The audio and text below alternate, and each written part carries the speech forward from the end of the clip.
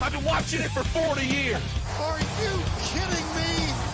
You're listening to Winning Cures Everything. Game day, baby. Wake up or get out. Here's your host, A confident young man, a superb athlete. Gary Seegers. Welcome in. Winning Cures Everything. It is the Week 8 college football recap and reaction show. I'm your host, Gary Seegers. Of course, you can follow me on Instagram and TikTok at GaryWCE. You can also follow me on Twitter at Winning Cures. That's right. Still no Gary WCE over there, but I'm hounding him. So it'll be back eventually. I would almost guarantee it, but right now I'm actually kind of enjoying not being on Twitter too much. So it's a different world without it. I talked about this on a different podcast last week, Matt. The sky is bluer. Just everything seems better because I'm not just inundated with all this crap from Twitter all the time. Oh, it's nice. It's like nice. I have a Twitter and I get on it sometimes. Oh my gosh. I said Twitter is just like, it's a giant room where everybody is just thinks that they're important and they all have a point that they want everyone to know. And it's like, most of this is just garbage. Oh, yes. Oh, yes. Are you on 100%. Threads? So Threads was like, I'm on there, but I think I got on there right when everybody else did, like right when it popped up. Oh, yeah. And I tried to mess with it for a couple of weeks and realized, there is like, this is more chaos than Twitter. Like, there's it's not by date. It's not by, you don't know when anything is said. So there's no community aspect of it. It's just like, I don't know. Yeah. It's weird. It's this weird. post was like 2 weeks ago. Why am I seeing it today? Why is it this random order? Why is it talking about like mushrooms in South Dakota? None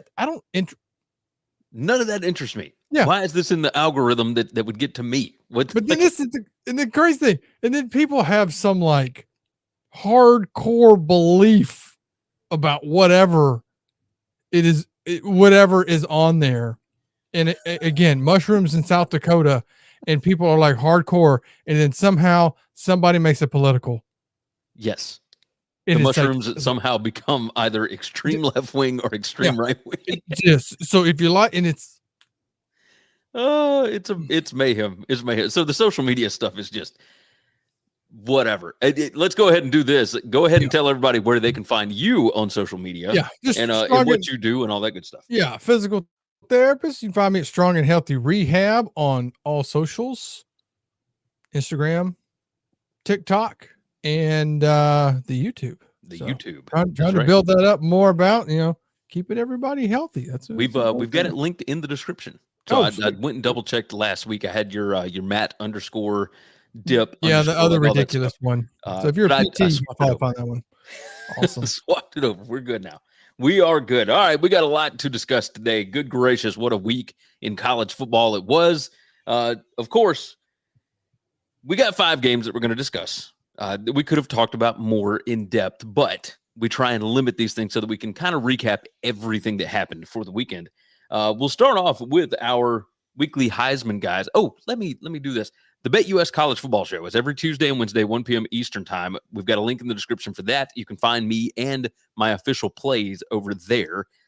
You, of course, can find all the other shows that I do on Winning Cures the rest of the week right here on the channel. If you haven't already subscribed, please go ahead and do that. We hit 10,000 this week and soared past it. I think I hit 10,000 on Wednesday, and we're at like 2120 something, 2130, whatever. So like it's steadily growing. We hit 10,000, now on to the next one. Probably, I guess the next goal would be 20, and then we'll hit 100,000, and then 1 million, and then whatever. I don't know how much of an audience there is for college football gambling, which is the majority of what goes on this site or in this channel. But we would appreciate you if you would hit that subscribe button and go ahead and hit the like on the video, because that helps get it out in front of more people too. If anybody is in, or if you're watching live or whatever, you want to jump into the chat, we certainly welcome that. We will interact with you. We enjoy the chats. So go ahead and toss those in there as well. 3 Dog Thursday, every Thursday right here on the channel. TJ Reeves, the Tampa Bay Bucks sideline guy, also one of the BetUS hosts. He hosts the College Football Underdog Show, 3 Dog Thursday, right here at 2 p.m. Central Time every Thursday. So now Matt, let's get to it. Weekly Heisman. We do this every week where we're talking about guys that had just massive, massive weeks. I want to start us off today. Is that okay with you? Sounds good. All right. Oklahoma State running back, Ollie Gordon II, 29 carries, 282 yards, 4 touchdowns against West Virginia. West Virginia is supposed to be able to stop the run. They have not been able to stop the pass here recently. They could not slow this guy down. I mean, he was unbelievable in this spot. And he's been doing this for weeks now. Like they didn't really use him the first couple of weeks, it felt like. And then they realized, oh, we've got this guy. We should probably use him. So Ollie Gordon II from Oklahoma State is my dude because he has completely turned around the Polk season. So I'm big on that. Mike Gundy is now 5-2, but that 2 includes a loss to Iowa State, who is not very good, and a loss to South Alabama. And it wasn't just a loss; it was 33-7 at home. So that normally does not happen, but they flipped a switch. They are looking better because of Ollie Gordon. Who have you got for your weekly Heisman? So probably I don't know if people are going to agree with this. Marvin Harrison Jr. Oh yeah. So it was a really good game. Penn State 11 reception, 162 yards, a touchdown. And Yes. It's not a huge offensive, high scoring game. Yeah, but this dude, like he's a huge target. He had 16 targets. Nobody else on that team had more than 6. And dude, Marvin Harrison is awesome. Like he is the Penn State killer. He has done this against them multiple times. Yeah. And then I'm going to say for the offensive line, Trevor Keegan, left tackle, Michigan, had a really good game. I watched some of the highlights. Pretty solid. I think they got one of their touchdowns right over the top of him. Love that. I'm going to go him. Didn't give up a sack. Only one sack in the game, which was a former Mississippi State transfer. But Keegan didn't give up. Keegan didn't give it up, so we're going to give him one of the weekly Heismans. Yeah, my other guy is a safety, but he didn't play safety in this game. How about this? He starred in an offensive role, and that was Siani Vaki, safety for Utah. He had 9 carries for 68 yards against USC, and then he had 5 catches for 149 yards and 2 touchdowns against USC. So this guy was all over the field, right? So he starred not as a safety, but as an offensive weapon, and that dude is legit. Utah, what in the world? We're going to talk about that game. We're going to talk about that was awesome. So you got anybody else that you want to highlight? Missouri, Cody, was it Schroeder? Yeah. Schroeder. Yeah. 26 game, carries. I didn't even finish watching that game. It got so ugly for South Carolina. Yeah, that did. 152 yards, and he got 2 touchdowns, 2 receptions for 11 yards. So. Oh yeah, legit. I mean, Missouri kind of love that in the chat. M. Goboski nominating Michigan offensive lineman for weekly Heisman's is why I subscribed and clicked the bell for your live stream. I would say the Heisman will become more worth it when an offensive lineman wins it. Oh yes. Yeah, Michigan just a beating. In Missouri, they get a week off, and the next game that they play is in Athens, so they will be 7-1, coming off a bye week, as Georgia is getting done against Florida this next week. So week 10 going to be a big time week. Missouri, Georgia, Alabama, LSU. The SEC will be figured out that weekend, I would assume. So the college football playoff top 4 for right now. Who are you looking at for this? You want to give me your top 4 first? Sure. So I'm going to go. All right. I'm actually going to go in the order this time. Michigan, put number 1. Because they're getting it done. That they just line up, no nonsense. We're not playing around. Does not affect me at all. I've got them number 1 as well. Yeah. I don't care about the sign stealing because everybody does this. I feel like this is a witch hunt against Jim Harbaugh right now from the NCAA. I don't care. If they were able to go out and steal your signs, that's on you. So yes, I'm with you. They're killing everybody, killing them. So Michigan number 1. it gets me with the sign stealing because I played baseball, and it's like, oh, okay. If you may notice, like, hey, whenever they do this, this happens. Are you going to be like, okay, no, we're not going to pretend like that? But I mean, I can understand, like, if you got somebody like looking, like, at least have the, whatever. Yeah, But yeah, they're just crushing everybody. Because I think they're all doing it. Yeah, everybody's doing it. Yes. Everybody's doing it. Number 2, Washington. They had a down game. Arizona State at home was at 15-7. Yeah. But you just came off that Oregon game. Yeah, it was a letdown spot. So okay, but I think based upon the rest of the year, they look pretty good. So I think they're number 2. Okay. Who you got? I've got Ohio State too now because it went over Penn State, went over Notre Dame. I've told you every time we talked about this, wins have to matter, right? So I think that the Ohio State team. So Michigan 1, Ohio State 2 for me is.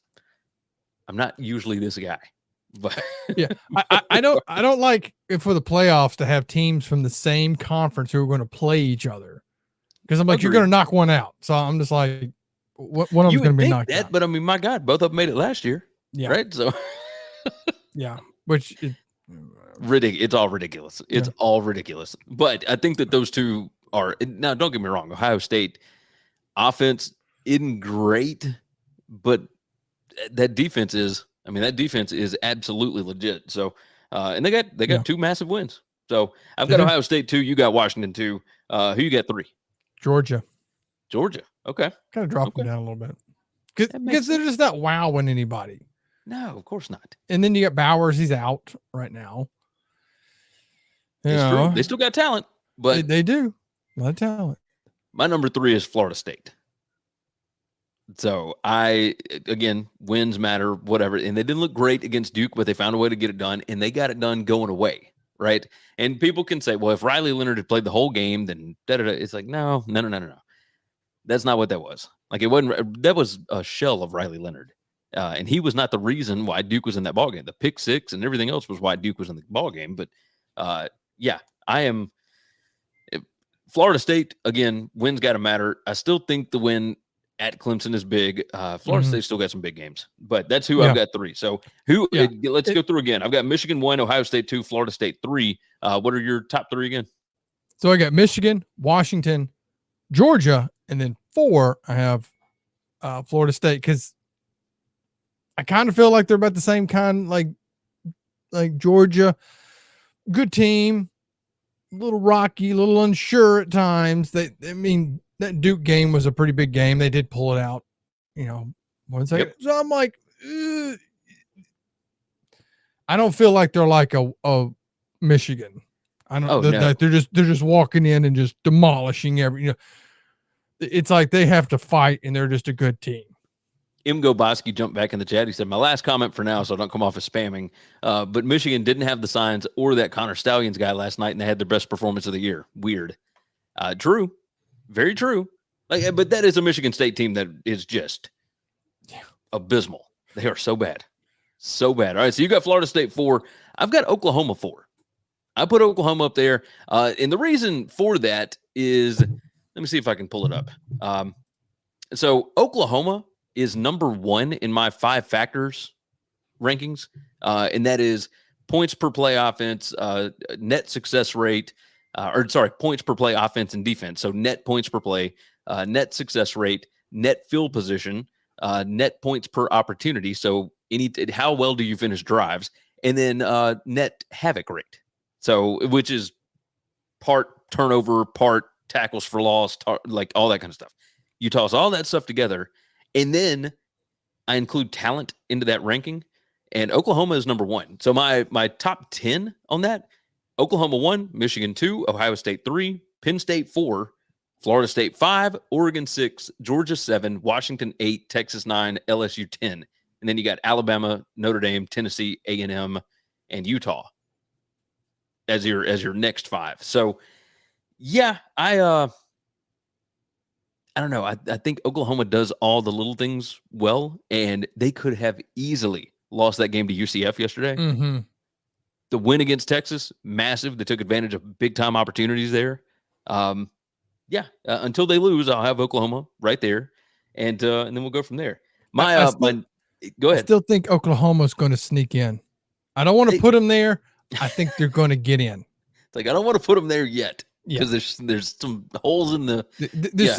Georgia, if Georgia or FSU, I don't know. I'm probably Washington. I think somebody's going to slip up, and it's going to bloop, and it's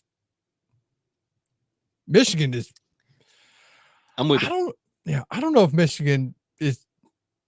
They're on a mission. That's what. Whenever I see them, they're just 100% focused on a mission. We are going for a national title. Yes, they were incredible last night. Absolutely incredible. I've got Georgia at 5, Washington 6, and then my 7 through 10 is just a hodgepodge. It's whatever order you want to put them in. I got Penn State, Oregon, Texas, Bama. Whatever. And Bama will probably drop out because they'll probably lose to LSU because they can't keep up because that LSU offense is stupid. I mean, it's just unbelievable. But we're getting to the point now as we get closer into November where you're going to have some people that are falling off. You're going to have the frauds, right? That just kind of fall off. We had North Carolina fall off. We're going to talk about that here in a little bit. You had USC fall out of the Pac-12. I mean, they got 2 losses now. Probably going to end up with 4 or 5 losses unless they get something turned around quick. And yeah, I mean, it's just mayhem. Let's you ready to get into the games? Oh yeah. All right, let's go on and do it. We'll start off with, of course, the biggest game of the day, and that was Ohio State 20, Penn State 12. And let's go on and share the screen so that we can get it out here for everybody. All right. I got to figure out how to do it now. But yes, Ohio State, they would not allow Penn State to do anything offensively. Penn State was 1 of 16 on third down. There it is. Yeah, 1 of 16 on third down, and that one was late in the ball game. Penn State ran 68 total plays and had 240 total yards. Had 49 rushing yards. Sack adjusted was 85 rushing yards. They were not great by any stretch of the imagination. Gave up 8 tackles for loss, gave up 4 sacks. Penn State could not get anything going. Nick Singleton was pretty good, 9 carries, 48 yards. Allen, 9 carries, 26 yards. Drew Aller, of course, where the sacks come in, 7 carries for negative 23. But Aller, 18 out of 42 passing, 191 yards. He did have the 1 touchdown late. Ohio State didn't look great. They weren't overwhelming on offense. It was just a normal, hey, we're just going to outdo you, right? That's what it felt like. What did you see in this ballgame? Yeah. That kind of got me with that defensive touchdown that got called back. Yeah. I always hate that when it's holding so far away from the play and it's like, oh, I know it's a penalty, so far away, and that negates it. And it that would have changed the entire ballgame. That would have. I think that would have just. You put more pressure on Ohio State's offense there, and maybe things go wrong. Yeah, but and I feel like Penn State is always a really, really good team, but they just can't get past Ohio State, Michigan. They just can't get over that. But maybe had one red zone. Yeah. They were in the red zone one time in this ballgame. Yeah, they just looked so good against everyone else, and then in this game, it was like, no, you just weren't as good as Ohio State, and the Ohio State defense just covering them up, and cheers to the Penn State defense as well, right? I mean, they held Ohio State to 365 total yards, 79 rushing yards. Ohio State did have some guys out. They didn't have Travion Williams. Or Henderson, Travion Henderson. They did have Mayan Williams, but he was 24 carries for 62 yards. That's 2.6 a carry. There was nothing that was overwhelming about the Ohio State offense, and they didn't really put the game away until the fourth quarter. So Penn State had plenty of opportunities But man, it was just it was not to be. As you look at the stats here from Game on Paper, yeah, EPA per play. I mean, Penn State was 7th percentile in the country. That's not good. But Ohio State wasn't great. They were 40th. Success rate, not great. There was nothing good here. Ohio State, their yards per drop back was okay. But, I mean, my gosh, when you've got a cheat code like Marvin Harrison Jr., of course it's going to be all right. So that's, let's see. Let's look at the chat right quick. Thanks for your service, gents. Let's get to the nitty gritty. Yeah, that's what we're talking. Preston jumped in. Go Tigers. Got to score 42 to beat us. Yeah, to beat LSU. Ohio State was never in doubt. Penn State, a really good first half team. A lot of hype and adrenaline for rolling both teams. And man, I tell you what, I'm starting to think about that game in Ann Arbor. Yeah, I could see that. Might be winnable with this tough attitude team in Columbus. Since the Sack said Michigan, Ohio State this year will be for the ages. Remarkable programs with outstanding performances at home and away so far, and Penn State will not get over the hump until they do. I like that. Since the Sack said smash that like button. Yeah, help us out. Smash the like. We would appreciate that. Let's see. Imgo Bosky said Google. Interesting. I don't know what we're talking. So anyway, was there anything else from this game that really stood out to you? I mean, it was kind of a ho-hum, it was kind of boring, to be completely honest. It was. It wasn't like really super exciting. The defensive touchdown is, but after that, it was like, Here's the thing. There's nothing like low-scoring games that doesn't mean it's bad football, right? No. However, this was obviously you had good defense, but there was just something missing. It didn't feel exciting. It didn't feel like a big game. Yeah, because there's usually at least the hope that something is going to happen, but you can kind of tell early. I don't know. It is what it is. Oh, sorry. Imgo Bosky said, sorry, I typed Google in the chat instead of my browser. I want to go to this EPA page. Yes. Look, go to gameonpaper.com. That's where you go check it out. Those guys are awesome. They got great charts over there. So it's got all the big plays from the game, everything else. So give them a shout out. Definitely. But yeah, there's nothing wrong with a low scoring football game. I like defensive slugfest, but this didn't feel like that. This felt, I don't know. Something felt off with it. It didn't ever feel like Penn State really had an opportunity, even though they were down by one possession basically the entire ball game. Did it feel the same for you? Yeah, it just never felt like, no, Ohio State's got this. Penn State's they're hanging, but they're not going to overcome. I just yes. It's just ridiculous. Ridiculous. Kind of disappointed. Right. I want to see Penn State beat them. I do. I want to see Penn State do good. Everybody would like to see Penn State do something at some point just so that there is like an opportunity, right? But I mean, we all kind of knew, like Ohio State at home. We don't know much about this Penn State offense. Yeah, it is what it is. We'll move on to the SEC game of the day. And Alabama 34, Tennessee 20. And Matt, I'm not going to lie to you. I was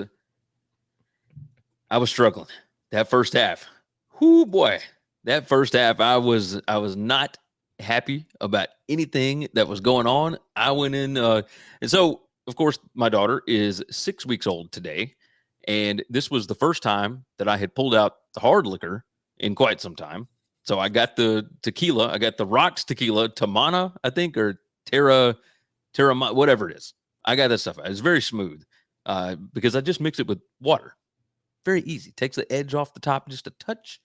And man, that calmed me down. It apparently calmed down the Alabama Crimson Tide because they performed significantly better after halftime. They had 2 turnovers in the first half that led to 10 Tennessee points. And look, Joe Milton came out just slanging that thing. That first touchdown pass that he threw to Squirrel White was a thing of absolute beauty. And after that, they had 2 first and goals and turned those into field goals. So props to, of course, Alabama's defense for that. But yeah, Tennessee outgained Alabama. A lot of that had to do with the first half, because if you look, we'll jump to the comparisons here. Yeah, second half, Alabama outgained them by about 100 yards. Had double the rushing yards per attempt. Like it was wild. It was a completely different second half. Tennessee did have the one turnover that led directly to an Alabama touchdown. It was returned for a touchdown. And yet, even though Alabama did perform admirably in the second half, there are still so many flaws with this team that I don't know what to expect week to week. It makes no sense. You see in the first half here, I mean, it was a completely different ballgame. Alabama, 17 rushing attempts for 0.9 yards. In the second half, 25 rushing attempts for 4.9 yards per attempt. That is, it's wild. Like it was two completely different games in each half. So I don't know what to make of it. What did you think of this ballgame? I thought Tennessee had it. But their players kind of said the same thing. Do you hear that in the post game? They were like, "Yeah, we kind of thought at halftime that this thing was over." Yeah, and then the Bama's defense in the second half, I was like, nope. They woke up. They decided to show up. Man, it was brutal. This is the fourth time this year that Alabama has been down at the half. They have won 3 of them. It was ridiculous. Everything about this game was ridiculous. Let's look at some of the stats. We'll go through some of the players that made the thing. Jalen Milroe, this guy, I swear to you, his numbers always look good. Always look good. But man, he makes some of the most like mind-blowing decisions that I cannot figure out to save my life. He was 14 of 21 for 220 yards, 2 touchdowns, and he had the 1 pick, right? The passing, like yards per pass or yards per completion, 15.7. I mean, it is absolutely a dink and bomb offense because it's only short stuff or it's way down the field. And yet, like, he takes so many sacks. He holds on to the ball too long. He doesn't get the offense set sometimes. I don't get it. I don't understand how it works in his head. But hey, Nick Saban he came on McAfee show last week and was just praising this kid to the high heavens. And I just don't get it. I think that left tackle he was getting tore up out there. Whew. The left guard, Robinson, went out for a little bit, right? They kind of carried him off the field. I thought he was going to be gone for a while, but he popped back up in the second half and they looked all right. I mean, it's I thought Bama was supposed to have a really good line. It has not clicked. Yeah, it has not. I mean, it did in the second half. Yeah. I mean, my God. Only gave up 3 sacks. Alabama's offensive line yesterday. Only 3 sacks, which against that Tennessee defensive line, only gave up 4 sacks. Excuse me, 4 sacks, only 5 tackles for loss. I don't get it. A lot of the sacks this year have been on the quarterback because they just hold on to the ball too long. But just crazy. Since the sack jumped in, said Tennessee showed up for sure. Sure, but let's be honest, Bama's finding themselves week to week, game to game. I mean, he's not wrong. He's not wrong. Let's look at the game on paper numbers. I mean, this thing was back and forth about halftime or so, and then Alabama just ran away with it. Joe Milton was great in the first half, not great in the second half. Hey, I got to tell you right quick. Hold on, let's pull this off the screen. Let's have a face-to-face, a heart-to-heart. People that watch this channel should know I am an Alabama fan. I have been for a long, long time. Look, I had more fun. I was up feeding the baby at 1:00 in the morning last night, and I had more fun listening to Tennessee podcasts that were complaining about the officiating because that's all they wanted to do. There were several of them, and you could just go and search on your podcast app for like Tennessee Football Pod or whatever. And man, you would have thought that there were people that were talking about there should be an investigation by the NCAA into this. I mean, it was all kind of stuff. It's like, now you want to call on the NCAA. Now you want to call the SEC for help. Like, come on, man. Like, last year was pretty egregious going Tennessee's way. This year it was pretty egregious going Alabama. That happens in football. It doesn't matter where the game is. It's going to happen. But what happened on that football field was not due to the officials. I can guarantee you that. But I had an absolute blast listening to these guys complain about it. I got to tell you, Huey, you and I talked about this years and years ago. I used to, so AM radio, all that stuff. And now you can listen to it on podcast or on, the Varsity Network, whatever else. But WWL down in New Orleans, after an LSU loss, they would have a call-in show that ran basically all night. It was Bobby Hebert and whoever else. But you could pick that thing up from New Orleans all the way up to Memphis. It just went straight up I-55, and it'd go all the way up to almost St. Louis. And you could pick it up clear as day on your radio dial. And after an LSU game where they look like crap, or Les Miles did something crazy or whatever else, you could pick up the call-in show. And that is some of the best radio that will ever be ever. Listening to them complain about, even if they won the game, but they just didn't look great. Oh man, it would be hours and hours. M. Goboski jumped in. He said, "There's a reason Joe Milton lost his job at Michigan to Cade McNamara." Yes, but to be fair, still don't think they're really using him right. You got 4th and 1 twice, went for it, didn't run him either time. Oh, no. There was 3 times 4th and 1. They did get one of them. Yeah. Got one when they actually ran him up the gut and he just moved the entire line by himself. The other 2 times they had him hand off, once from shotgun, if I'm not mistaken. I don't know. There's a whole world of stuff that we could get into here. But Huey, what else do you want to bring out from this game? I will say, if you beat Alabama 2 years in a row, the NCAA investigates you. Yeah, I think Ole Miss learned that lesson. Yeah, Ole Miss was it A&M? Like, you don't beat them 2 years in a row. Yeah, it's true. It's true. I'm not gonna deny it.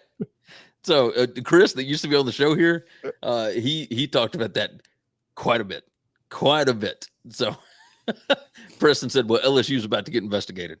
Yeah, we'll see. I mean, the game's in Tuscaloosa. You never know about the officiating, right? I mean. It's just not the Alabama team of old. Like it's still, I think we're still just comparing it to them, where it's just like, oh, this phenomenal team. It's like they look mortal. They're kind of just 100%. And yes, a lot of it's self-inflicted. I mean, it's just they're wild, but they are still talented enough to win every game left on the schedule. It's the way it goes. Let's move ahead. I got to get the ball rolling. All right. Pac-12 after dark. Utah 34, USC 32. Let's pull it up on the screen. This one. Whoo, boy. I thought Utah had just run away with this thing. Mm-hmm. And USC found a way to get back into it, etc. And USC scored too soon. Punt return by Zachariah Branch leads to a quick USC score. And that leaves Utah plenty of time to get right down the field. And look, the run by Bryson Barnes was awesome. The kid that I was talking about, Vaki, yeah, right here, I talked about it, 9 attempts for 68 yards rushing, and then he had 5 catches for 149 yards and 2 touchdowns. He was awesome. He was 113 yards after catch. That's not bad. Not bad. Caleb Williams, 24 out of 34 passing, 256 yards, no touchdowns. He did have 1 rushing touchdown, 10 attempts, 27 yards. USC's offense is obviously talented enough to be able to put up some yards on Utah, but they could not consistently do it. And, man, going into that fourth quarter, it felt like, it just felt like the game was done. I mean, it got to, 28-14, and then 31-23. I kind of thought, all right, well, at this point, I think this thing's done. When USC had to settle for a field goal with 3 minutes left and thought it was done. And yeah, this was wild. What were your takeaways on this one? I know everyone had talked about Utah, like, okay, they're going to beat USC in this game. And I was kind of expecting, okay, Utah's going to get them. And when they went up, oh yeah, perfect. They got it. Couldn't count USC out. But yeah, gave them a little too much time. Go down the field, kick that field goal. Let me tell you, USC's defense, like that kind of told the end of that game told you everything you needed to know, right? Utah's offense has been putrid. Mm-hmm. I mean, just awful. And USC allowed them to go down the field in the final minute to kick the game-winning field goal. Like they had enough time with their timeouts and everything to be able to center the ball for the field goal team. Yeah. I mean, it was amazing to watch. And again, the body language, everything else. Did you see what, what's the guy, Acho from Fox? He tweeted out last night about, Caleb, the national championship gone, Heisman Trophy done. There's no reason for you to continue playing college football, my man. Like, hey, if I were him, I would just hang it up and get ready for, protect your investment, protect yourself, get ready for the NFL. It's like, yo, he got a bunch of NIL contracts and everything else, and like it's one loss in the Pac-12. It's like you're telling me that a Pac-12 title means absolutely nothing? Why on earth would you just sit out? Like that is, I don't know. I found it very strange. Emmanuel Acho, that's the guy's name. It was very strange to see that immediately after the ball game last night. But what are your thoughts here? Because I do not agree with that sentiment at all. No. I was listening to something about all the stuff that Caleb Williams' agent and all that stuff wants to do, like some ownership stuff. Flimo Raps, man, I like listening to that guy breaking all that down on that. And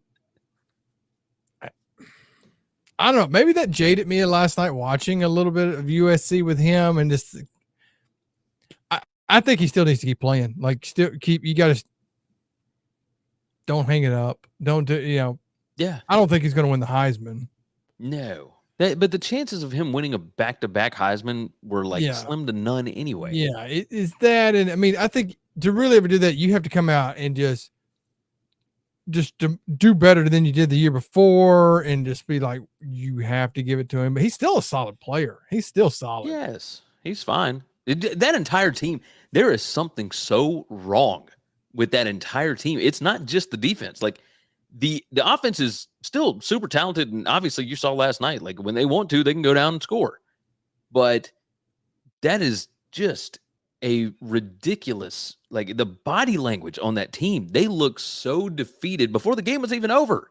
Mm-hmm. Like they just, I don't know what it is about them this year. Yeah, but there's very little fight, it looked like. So yeah, they found a way. I don't know. Yeah, I don't know. It's another team that's like, I would think with like the players that you have, that it's like, we're USC, we're just going to come in here, we're going to dominate. At least be a little cocky when you come in. Don't get down as soon as you start. Yeah. Yes, agreed. Absolutely agreed. It's just wild. Since the sack jumped in, the fact Utah was able to score 30 points is a gimme every time they hit that number. Yeah, he said Caleb can recruit some top defenders, but Caleb's going to be in the NFL next year. Like, there's no doubt in my mind. Like, he is gone. Let's see, Preston, his stock definitely dropped, but his pockets won't feel it if he stays. He ain't staying. And then let's see, since the sack, these young quarterbacks get pushed to the NFL too quick. We need more experience, even for a junior starter, as we're seeing. Yes, however, he's going to make a ton of money playing in the NFL next year. And then he'll get to develop there. But this is his third season with Lincoln Riley. What else are you going to learn if he stays for another year? I mean, at this point, like, you stay in LA and you are like the top of the show, maybe that might not be all that great. Well, like, if he goes to Arizona, like, maybe that'll be better for him, because he'll be playing with actual professionals that don't allow, they don't allow the ego. We'll say that. Yeah, M. Goboski, the first overall pick, is going to get a $30 million signing bonus. He's gone. 100%. He's gone. Ain't no sense in even talking about that. Caleb No. Williams ain't sticking around. I know his daddy No. said something, however, like whenever it was, but yeah, ain't no sense in even. And if you risk having a bad year or a mediocre year or whatever, and your draft stock getting hurt. Matt Leinart had this. Yeah. Like way back when. He could have been the number 1 pick coming out after his junior. Now, he was still like the 10th pick, but like number 1 money is way different than number 10 money. Way, way different. And cheers to anybody that wants to stick around and know that you'll still be a first rounder. Obviously, it's your life. I ain't telling you what to do, but I don't know. It don't look like Caleb Williams really gives 2 rips about going to school anyway. So I don't know. We'll see. Who am I to judge this kid, right? Who am I to judge this kid? Next game on the board. We're not going to spend super long on this, but wow, what a wild night in the ACC. We're going to talk about 2 of those games. First one, North Carolina. Of course, Mac Brown would lose this game. I mean, this is just Drake May in this game, 24 out of 48 passing, 347 yards, 2 touchdowns, 1 pick. The 1 pick was late in the game, but 50% passing against Virginia's defense. Tony Muskett, the quarterback for Virginia, 20 of 30 passing, 208 yards, 1 touchdown, 1 interception. You had Paris Jones that ran for 67 yards. That's 4.8. You had Mike Hollins, 4.4 yards per carry on 15 attempts. Tony Muskett, the quarterback, 5.5 yards per carry on 12 attempts. Kobe Pace ran 11 times for 30 yards. That's 2.7. Virginia put up 436 yards of offense on Gene Chizik's defense. Matt, what did you take away from this ball game? I wonder where the North Carolina team, like, did y'all leave them like in the locker room? Like, why is Virginia staying in this game that much? And then, like, I've been liking watching North Carolina. I've been really enjoying that. You didn't capitalize on that the fumble into the end zone, which I feel like that would have sealed the deal for Virginia if you did that. Oh yeah. But you got the ball back. And and if just had a game-winning drive at the end, maybe more Heisman talk or whatnot, just solidify something. Just if you drove down the field, couldn't do it. Couldn't do it. Threw the pick at the end of the game. Look, they goofed up when they gave up 14 points in that first quarter. Oh, yes. You can't. The issue to me is the fact that Virginia held the ball for 37 minutes in this game. North Carolina, it's not that North Carolina gave them the game because the only turnover was at the end of the game. They just didn't capitalize. Virginia just beat them. Yeah. And that's what's crazy. There was nothing fluky. Like, I mean, it was just wild. G Wiz said Walker disrupted May's progress. Got a new toy and changed his playing style. Yeah, if you look at this, 18 targets for Tez Walker. But again, 18 targets. He had 11 catches, 146 yards, 1 touchdown. Yes, I'm with you about it changed his playing style, but like, are we really sure? Because like Jones had 10 targets. Nate McCollum had 11 targets and only caught 2 passes. Like, you know, I mean, is it really on Tez Walker? I don't think so. This was the defense for North Carolina, which had been kind of hyped up a little bit from the beginning of the season, but Virginia just had a plan. They did. They whooped them. They did. They came out and just how they were running the ball, but it just, I'm like, geez, where's this Virginia team been? Right. What's up? You know, yeah, it got to halftime. I'm like, okay, North Carolina, let's get this turned around. Nope. More of the same in the second half. Yeah. It was just, I don't know. It was just wild. I mean, Virginia gave them opportunities. So two turnovers. I mean, we had all kind of stuff going on. Yeah. So North Carolina just could not finish this thing out. And hey, cheers to Virginia, right? Like, cheers to those guys for getting that done because since the Zach said Chapel Hill was due for an L. But look, Virginia had been so bad. This is only their second win of the year. Their first over an FBS team because the other win was against William and Mary. Virginia last year was so bad. Then you had the tragedy that ended the season early. This year, like your first ACC win comes against undefeated top 10 North Carolina. And by the way, let's talk about the fact that well, maybe I should bring this up. Let's talk about how North Carolina is now the fourth top 10 team to lose this year. I mean, maybe that number 10 spot is just cursed. Like, maybe that's it. So, because I can't figure, like, this game made no sense. Absolutely no sense. No, it did. I don't get it. I was kind of wondering that one pass to Walker right at the end. I'm like, oh, were they going to call pass interference on it? But he did throw the ball high. He did throw it high. And I'm like, why did you sell that? But why would you put yourself in a position to hope for a call? Like the call has to be the thing that gets you across the finish line. It's just ridiculous. Yeah. And now I always say, you never leave it in the hands of the referees. You never just line up, beat the snot out of the other team. You don't have to worry about whatever calls go on. Exactly. But take care of your business and you won't ever have to worry about it. But alas, it is what North Carolina does. So let's talk about this other ACC game right quick. And let's see, write my times down. Miami, 28, Clemson 20 in double overtime. Oh man. Let's pull it up on the stream here. Let's see what we got here. You notice that name there? Williams, the backup. Tyler Van Dyke didn't even play. 24 out of 33, 151 yards, 1 touchdown, 1 interception. Hey, like it obviously it wasn't the passing game that really won it for Miami. Mm-hmm. That running game was awesome. They were pretty good. Sack adjusted rushing yards, 211. Yeah, look at that. 211. No issues. Clemson got no sacks. I mean, I don't know what to make of this Miami team. I don't know what to make of this Clemson team. I would love to hear your thoughts here because I turned this on in the third quarter and was just completely flabbergasted, right? Because I saw Clemson go up 17-7. I'm like, okay, well, this works. Mm-hmm. But yikes.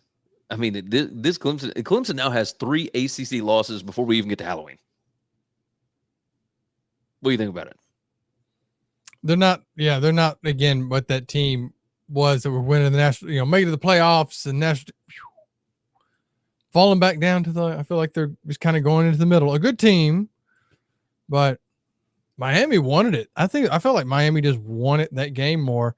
And the more the game went along, the more like confident they were. And it felt like Clemson was just like losing confidence. Like the momentum, like when you play in NCAA and you start getting the momentum, like that's what happens. Miami was just getting more and more and more and more and more, and Clemson was just scrapping and fighting.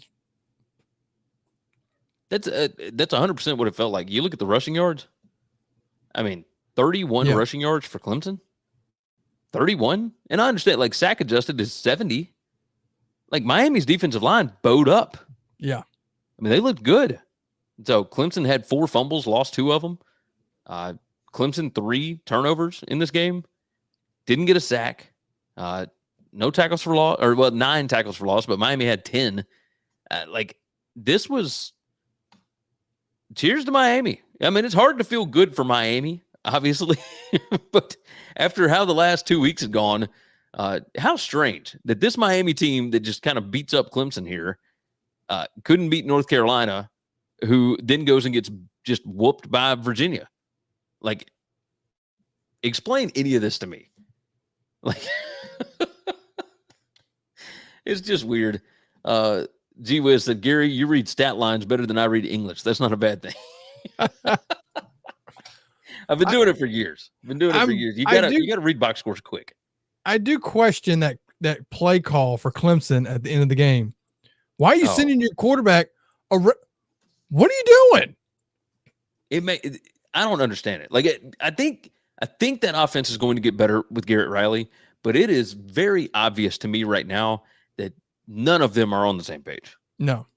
Like there's no reason why Cade Klubnik should be running the ball 14 times and Will Shipley, your leading rusher, running it 15 times. That's not Cade Klubnik. I understand that he is pretty athletic. That ain't the way that you want to go with that quarterback. And I know you look at these receivers, they don't have a dominant wide receiver. They don't have a super athletic guy that can just beat everybody over the top, right? So, I don't know. Yeah. And then that horse collar on the 2-point, I felt like that could have been okay, you got him. Oh, horse collar. Just ridiculous. Like, I know when they're like, it gets me as the announcer is like, oh, you just can't do that. I'm like, you're trying to tackle the guy. You're grabbing for anything. You don't do it on purpose. No. Like most of the time, you don't do it on purpose. Most of the time. Look at how much this thing flipped towards the end of the game. You see it's all Clemson for most of the second half. And then the win probability jumps up, jumps back over to Clemson, jumps up to Miami, jumps back to Clemson, up to Miami, back to Clemson, Miami on the last play. I mean, this was an incredibly exciting game. Mm-hmm. Incredibly exciting game. Oh, yay. What a bunch of mayhem in the ACC. Oh, what a bunch of mayhem. All right, we're going to try and do rapid fire. We're not going to be able to get through too much, but we will start off with, let's go on and pull up the scores here. We'll start with the SEC. Let's see, 51-58 is my time there. SEC, share on the screen. Ole Miss 28-21. Cheers to Lane Kiffin, because Joe Goodman at AL.com wrote before the game that if Kiffin lost to this Auburn team, that Ole Miss should fire him. So Auburn is a bad football team, and Ole Miss did try to give the game away with multiple turnovers, muff punts, everything else. But this Ole Miss team is just better than this Auburn team, and they found a way to cover the game. So, do you watch any of this one? I had it on and watched it. I was like, was it 14 and a half? Yeah. And then I was like, okay, Ole Miss, they came in and say, okay, they're going to handle this. Yeah, it was 28-14 in the fourth quarter, and Auburn scored with like a minute left, somewhere around there. So, not too much drama towards the end of that game. Army and LSU. Boy, I had a bet on Army plus 32 in this game. That thing was over like middle of the second quarter. I said, good Lord. Now, I did not know that Army's starting quarterback was out. And I looked through injury reports, and I just never saw it. So I missed big time on that one. But this LSU offense is just clicking. And I'll tell you this, if I were LSU, I would pray. I would wish that we did not have a bye week, because that offense is clicking on all cylinders right now. And you take a week off and you can get a little rusty.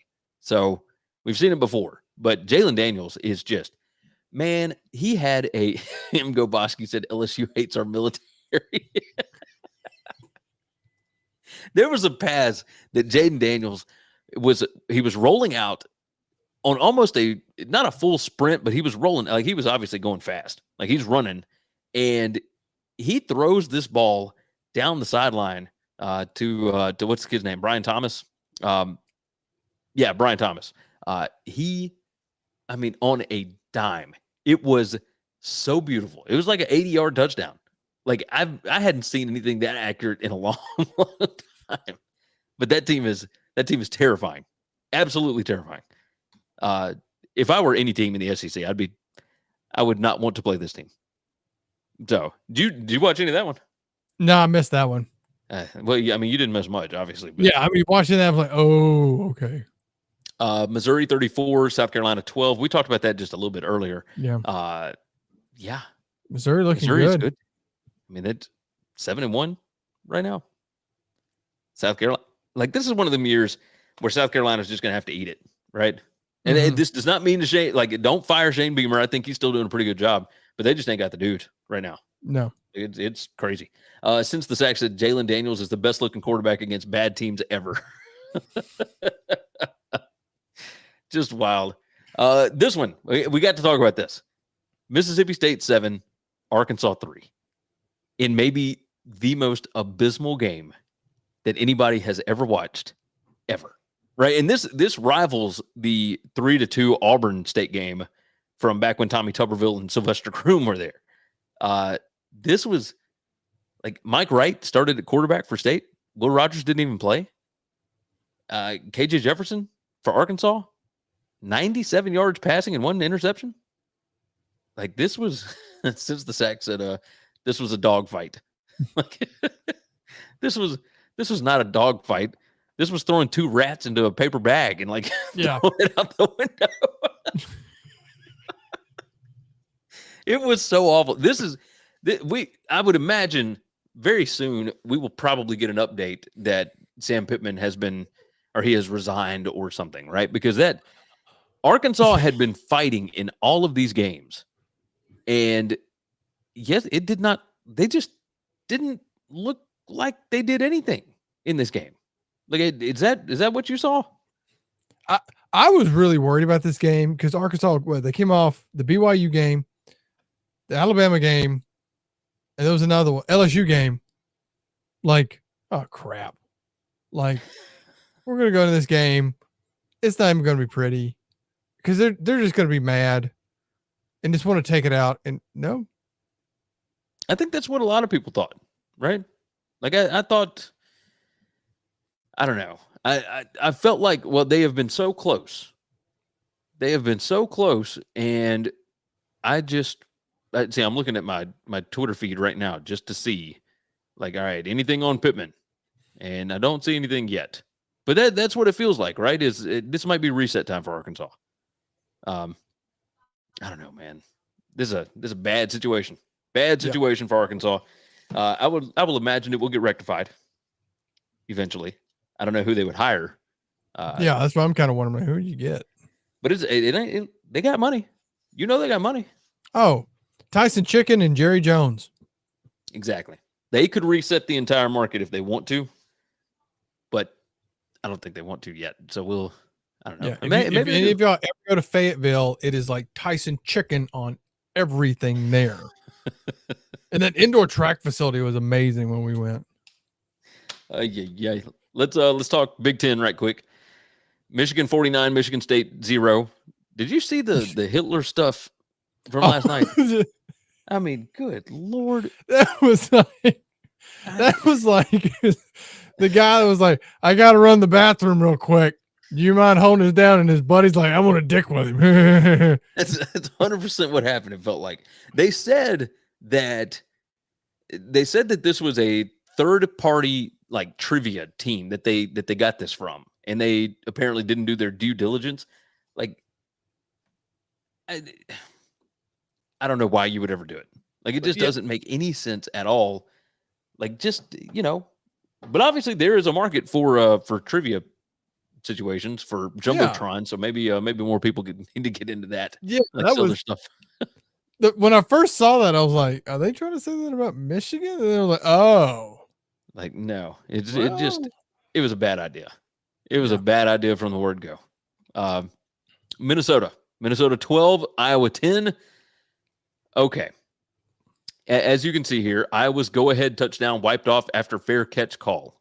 So the kid waves his arm this way, and he returned it for a touchdown. The question is, like, if he had not waved his arm, would he have still returned it? Because did anybody slow down? Like, how did it affect the play? Right? To me, it really doesn't matter because you can't. It's not like the officials cheated you out of a win over Minnesota. What got you out of a win against Minnesota is the fact that you had 2 offensive yards in the second half. 2. Like, it's bad. It's so bad. This Iowa team is just putrid on offense, and yet they're 6-2, 3-2 in the Big Ten, and I mean they can still win the West. You got a thought on the Hawkeyes here? They let me down. They always do. But when there was, so speaking of that fair catch, like I watched that a few times. Wasn't there one? This is good gracious, probably 10 years ago. Somebody waved, but they were like, no, you had to do 2 waves or something. And he was waved it. He did something. He waved one arm one time or something, caught the ball and returned it, and everyone stopped. North Texas against Arkansas when Chad Morris was there. Okay, yeah, it was something ridiculous, and it was like, what? That looked like a fair. This was that. Yeah, that was like you could tell somebody like get out of the way or something. It's like it wasn't. I thought it had to be over the head. So technically, it's supposed to. Well, not technically. How about this? Not technically. The rules have shifted multiple times where if you signal to like get away from it or whatever, like you can't be waving your arms above like your waist. Like if it goes above like where your shoulders are, even if you're doing it this way instead of this way, any of that can be interpreted as, hey, it's a fair catch. So it makes the other team slow down. And what they found is like there were some teams that were using that to like, whatever.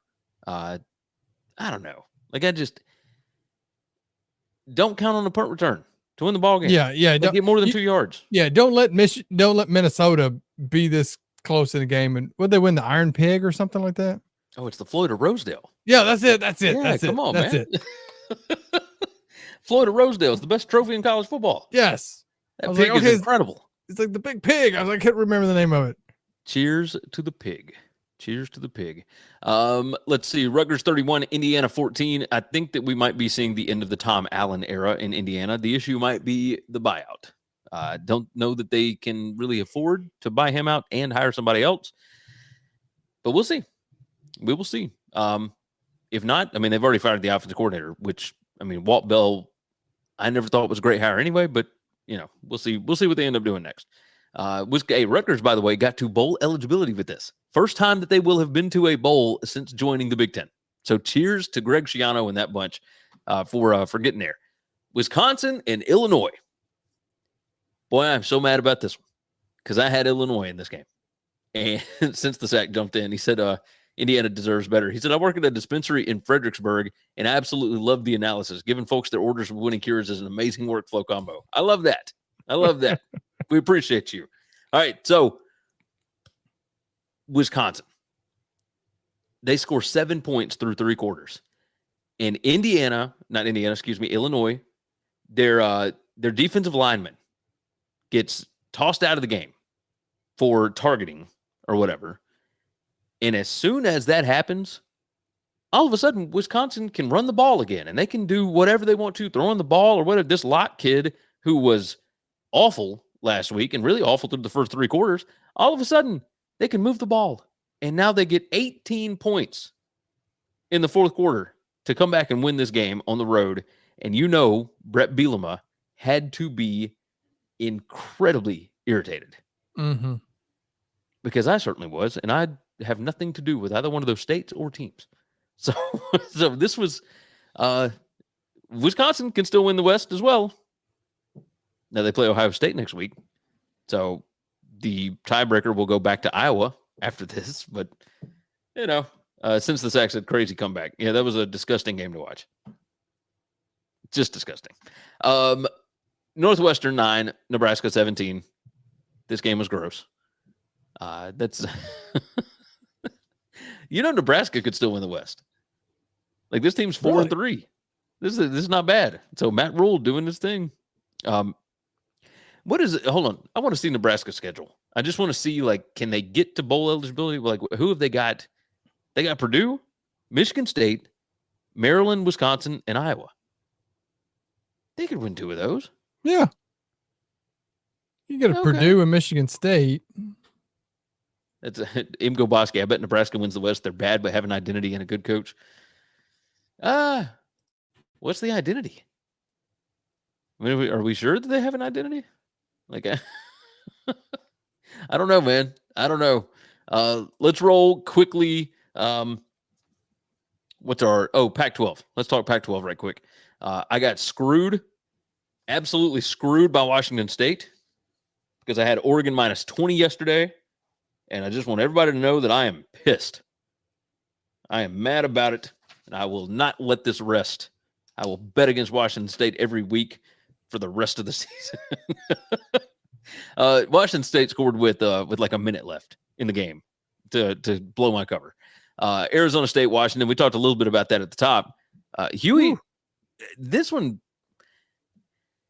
Michael Penix, I think we saw him get kind of banged up against Oregon. Mm-hmm. I think that you could really kind of see it in this one. He was not accurate at all. Had 2 interceptions in that first half. Did not look good whatsoever. Yeah. Is that kind of what you saw? Yeah, that's what watching them late last night. It's like, come on, why are you letting Arizona State stay in this game? Like, we should be up 35-0 in the first quarter. And yeah. But I figured you get the letdown. You put Oregon last week, a little letdown this week. You got big games coming up. So yeah. I guess it makes sense. UCLA 42-7 over Stanford. I mean, that they started Ethan Garbers at a quarterback. So Dante Moore back to the bench, the stud freshman. Ethan Garbers more experience, whatever, on the road. Didn't make mistakes. Carson Steele, ran the ball like a wild man, 3 touchdowns rushing. Stanford had no answer. And that UCLA defense, still awesome. Still really, really good. So cheers to that. The ACC, we talked about the 2 biggest games in the ACC. Well, let me take that back. We talked about 2 really crazy games. Florida State 38-20 over Duke. We talked a little bit about that at the start. Jordan Travis is good. Duke ran the ball really well, but Duke just could not hang with Florida State's receivers. Is that kind of what you took away from that? Yeah, it just got to the end, and Duke is like there's just scrambling, and Florida State just hit their stride, and that's the way it goes. Yeah. Wake Forest 21-17 over Pitt. That's again, that's 2 rats fighting in a paper bag. That's a rough ball game. Boston College 38-23 over Georgia Tech. This is the 3rd straight year that Georgia Tech has lost to Boston College. They were up going into that 4th quarter, and Boston College scored 21 straight points to win this game by 15. Just, ugh. So that was blah. Very blah. I don't know. I went back and watched like a 7-minute highlight reel of that and was just like flummoxed. Like, what in the world was that? Big 12. This will be the last one we hit right quick. UCF 29, Oklahoma 31. That was interesting. This is what happens in like championship seasons, right? You're going to have these games where you don't expect it, and UCF showed up for this one. So props to them. Dylan Gabriel, 3 touchdowns, whatever. What'd you think about this game? I was very surprised by that, but UCF has been playing people pretty tough all year. They've had a couple of games where they got blown out, but yeah, Oklahoma heads to Kansas this week. So something to pay attention to. Yeah. That could be a very, very interesting game. I don't know. Texas 31. I'm still leaving them as like slipping in. I still the schedule is set up for them. I mean, it's just set up. And then let's see, Texas 31, Houston 24. Dana Holgorsen, the end of this game, just he had it. He had the opportunities that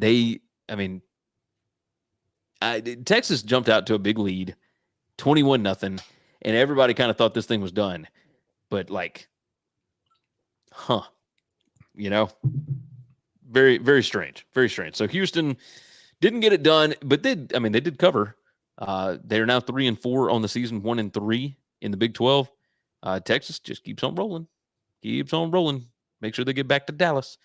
Baylor 32-29 over Cincinnati. This is 2 not good teams, and Cincinnati, they are in a world of hurt, my friend. Yeah. World of hurt. Blake Shapen had 316 yards and a touchdown. Cincinnati running back Corey Kiner, who came from LSU, had 15 carries, 129 yards in this one. Let's see. Next 3 games, we'll roll through these, and then we'll be done. Oklahoma State 48-34 over West Virginia. We talked about that. West Virginia dealing with some injuries on defense. That's certainly not great. And Oklahoma State has found themselves. They are now 5-2 and 3-1 in the Big 12. And let's see. BYU 27-14 over Texas Tech. Saw that coming a mile away. The game was at night. BYU are vampires. They are now 22-0 in their last 22 night games. So pay attention. TCU, who destroyed BYU last week during the day, mind you, beat them like 44-11 or whatever last week. Well, this week, TCU was on the receiving end of that beating, and Kansas State, with the new quarterback, Avery Johnson, absolutely just smashed TCU 41-3 in this game, and it really wasn't even that close. Did you watch any of this game? No, I missed that one. Every time I turned this thing on, Kansas State was just running down the field. It was like a different player every time. It was nuts. So Kansas State rounding the corner. They are 3-1 in the Big 12. That is the team to watch out for if Texas or Oklahoma is to not make it to Dallas. Mm-hmm. All right. I think that's going to wrap this thing up. You got anything else you want to hit on? No, I think of. All right. Oh, wait. Do you see the Jackson State kicker? Jacksonville State? You talking about middle of the week last week? Is that, yeah, you gave the rest the finger? Yeah. Rich Rod. Rich Rod. That's the way it goes. I had a bet on that game. Love it. Oh, yeah. TCU, since the sacks of Kansas State at home, very, very impressive. TCU looked worse than their week 1 loss to Colorado. TCU ain't going back to last year for them again for the next decade. I don't know about that. I mean, I feel like TCU, you do really good, and then you kind of drop off, and then you build up, and then it's one of those teams. You build up, take it in. Mississippi State does this crap. Yeah. You build up, you just live it up when you got your good year, and then just deal with it for the rest of the time. Yes, 100%. Let's see. Since the sack jumps in, very good show today, gents. Well, we certainly appreciate that. He said y'all killed it. Hey, thank you. We appreciate you. Don't forget, buymeacoffee.com/winningcures. Don't forget to like the video, subscribe to the channel. You can follow me on Telegram for all of my plays at Gary WCE over there. I'm also there at Gary WCE on Instagram and TikTok. I am on Twitter at winningcures. The BetUS College Football Show is every Tuesday and Wednesday, 1 p.m. Eastern Time. Make sure that you subscribe to that channel as well as to this channel. Subscribe to this channel, like the video. Of course, jump in the comments. We love to hear from you guys. We certainly appreciate any of you that choose to spend any part of your Sunday with us or any part of any other day.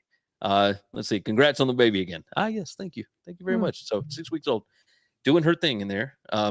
Matt, tell everybody where they can find you again.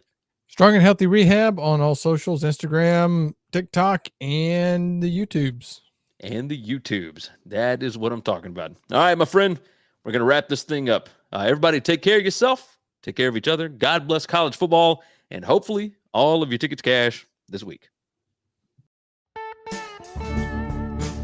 Thanks for listening to Winning Cures Everything. Make sure and follow me on Twitter at GaryWCE. If you want to toss in a question, you can email me, Gary@winningcureseverything.com. Make sure and hit that subscribe button, and we'll see you next time.